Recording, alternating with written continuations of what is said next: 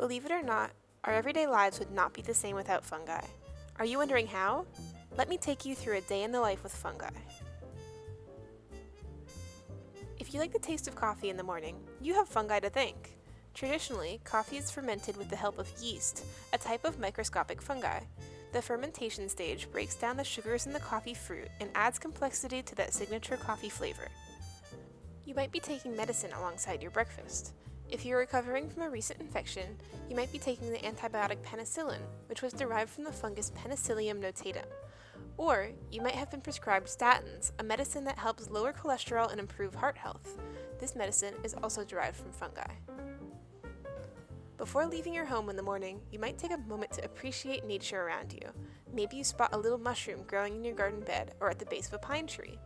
Mycorrhizal fungi are a type of fungi that form mutually beneficial relationships with all kinds of plants, helping them reach nutrients and stay strong even if they haven't been watered in a while.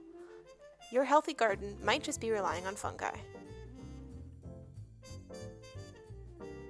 In the afternoon, you might have a sandwich for lunch or even enjoy a kombucha to wash it down. Both foods rely on a yeast called Saccharomyces cerevisiae for fermentation. As yeasts ferment, they break down sugars and create pockets of air. The light texture of your crusty sandwich bread and the bubbles in your kombucha are both results of fungi in action. If you reach for your sandwich bread and find that it's moldy, unfortunately, that's fungi too. Bread mold, also called Rhizopus stolonifer, is one of the most common fungi in the world. If you take the afternoon to exercise and sweat it up in the sun, make sure not to stay in your sweaty clothes for too long. Fungal skin infections like athlete's foot thrive in damp, sweaty environments. As the day winds down, you might choose to kick back and relax with some fungi. Yep, the alcohol in beer and wine are both made using Saccharomyces cerevisiae, the same yeast that made the bread you had for lunch. Alongside your beer, wine, or other evening drink, you might even enjoy some cheese and crackers. If you like to reach for the stinkier cheese varieties like blue cheese or camembert, you can thank fungi for that signature flavor. The blue marbling of blue cheese and the white rind of camembert and brie are both species of Penicillium fungi, related to the same mold that made your antibiotics. When the cheese is being made, enzymes secreted by the fungi break down the dairy and make the cheese soft and flavorful. By now, it's time for dinner, and there are lots of fungal options. If you're trying to eat more plant-based proteins, tempeh is a great option.